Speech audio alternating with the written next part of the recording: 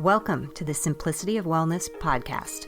I'm your host, board-certified holistic nutritionist and professional life coach, Amy White.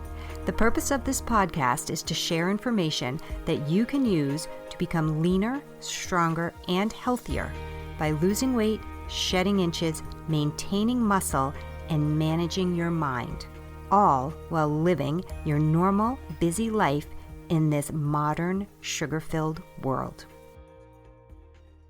Hello, Simplifiers. It's been a busy summer here in the White House. Lots of travel. While travel can be fun, it can also be hard on the body because it's a shift in lifestyle. The way you normally live changes when you're away from home. For me, and I suspect most people, food choices change for many reasons when we're traveling. One simple reason is because when visiting friends and family, they often eat differently than I do. Their normal all-the-time foods are different from mine. I try to eat my normal, most of the time foods even when traveling, but it's not like being at home. This isn't a problem. It's to be expected when your normal routine shifts. Nothing has gone wrong. The good news is, with travel, this type of shift tends to be temporary. When you get home, you get back to your normal and settle into your regular routine and your most of the time foods. I always love coming home to my normal routine and my favorite foods. My body loves my routine. Jeff and I returned from a trip just last Wednesday. Friday morning, we had what I'd call a scale moment, which is what prompted this podcast. I'm going to give you the details of this scale moment to illustrate the difference between what I believe is a dieting mindset versus the long-term body balance process mindset. After that, I'll share a big tip on what you can do to tune into your body so that you can watch the body balance magic happen after you get home from a trip. And to end the episode, I'll give you one quick but important reminder. Friday morning, one full day after being home from our trip, I saw my husband step on the bathroom scale. So I asked him, how did he do while we were away? Meaning, did the scale show a shift? He made a groaning noise and said, terrible, which indicated to me that his food indulgences while we were away shifted his body a bit out of balance, away from his normal everyday weight. I then asked if he noticed that he was shifting toward normal because I knew that he'd also weighed himself on Thursday morning, less than 24 hours after being home. In a grouchy and kind of snappy way, he said, it's only been a day. I didn't ask him if, in one day, he was back to his normal. I asked him if he was seeing a shift back toward normal. These are two very different things. The first, an expectation that his weight would have corrected back to his normal overnight, is unrealistic. This is where disappointment and self-judgment are born. It's not good. The second, watching for signs that your body is returning to balance opens up the door for assessment and more awareness about your routine now that you're back home. The food that was available to us and that we ate while we were away was more carb and sugar heavy than what we're used to. Based on what we ate and how we know our bodies respond to different types of food, it's not a surprise to see the scale indicate that we're holding water. I also weighed myself on Thursday morning. I wanted to see where I was after our trip so that I could watch my body move back into balance. I stepped on the scale again Friday morning and I saw a positive shift toward normal, as I expected. Was I back to my normal? No. Did I expect to be? No. Was I disappointed? No. It had been one day.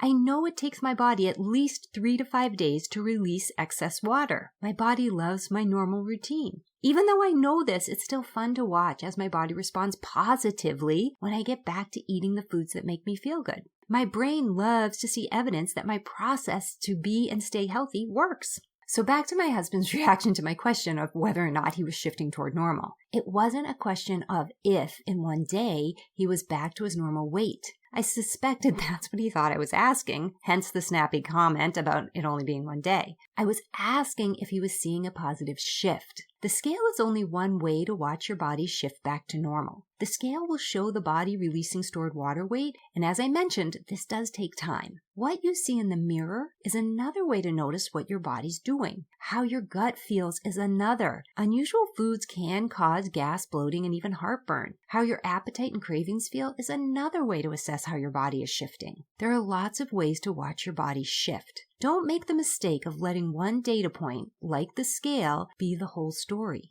As I mentioned above, this can lead to disappointment and self-judgment, both of which can shift your at-home behavior away from your normal and make getting back into balance a much slower and harder process. How? Well, if you feel like you've already blown it, you might be more likely to continue to include indulgences that are normal for you when you're traveling, but not a normal part of your home routine. For example, having a glass or two of wine every night or indulging in dessert regularly. So be realistic. Understand that nothing has gone wrong. Your lifestyle shifted for a bit, and so did your body. Get back to your normal routine. Do the things that normally create and keep you in balance.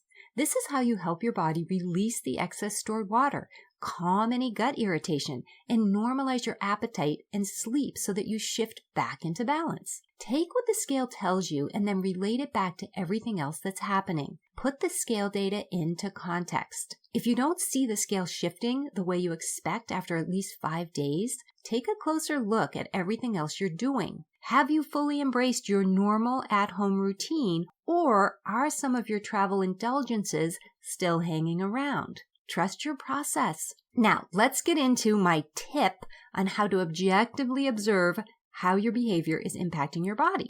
How you feel is probably the biggest thing to take note of, but there are different ways to evaluate this. The exercise that I teach my clients for self-observation, I call TRACES. TRACES.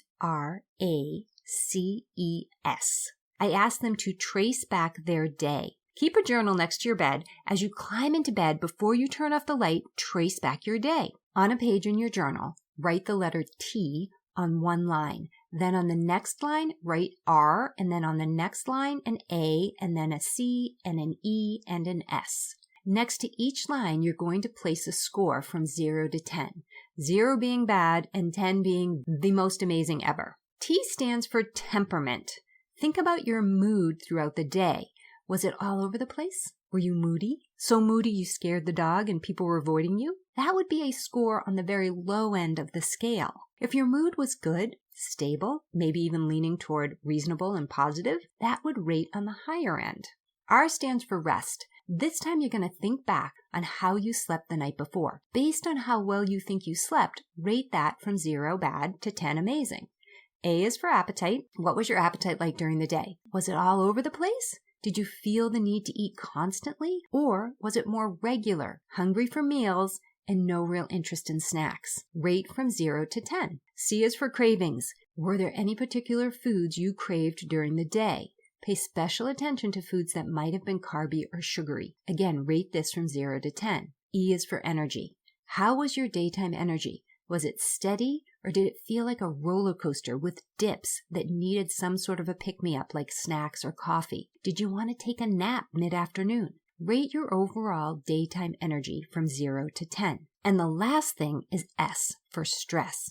How was your perceived level of stress? Were you on edge, or were you able to comfortably roll with the unpredictability of the day? Do this every night. Ideally, you want to see these numbers moving toward the high end of the scale, toward 10. To me, 10 is an elusive number. It's not often that I'll write a 10, but it does happen. Like most things, you probably won't see a simple upward trajectory. Expect the numbers to bounce around, but over time, you're looking for a trend toward the high end of the scale. The more these numbers move toward 10, the more you'll feel in balance and see the results of positive body change. This is a great tool while you're at home. It can help you evaluate how your normal routine is impacting your body. It's also a great tool for travel. It can help you to be more aware of your off-routine behaviors. Just that little bit of extra awareness has the power to help you make choices that better support your body, even when traveling.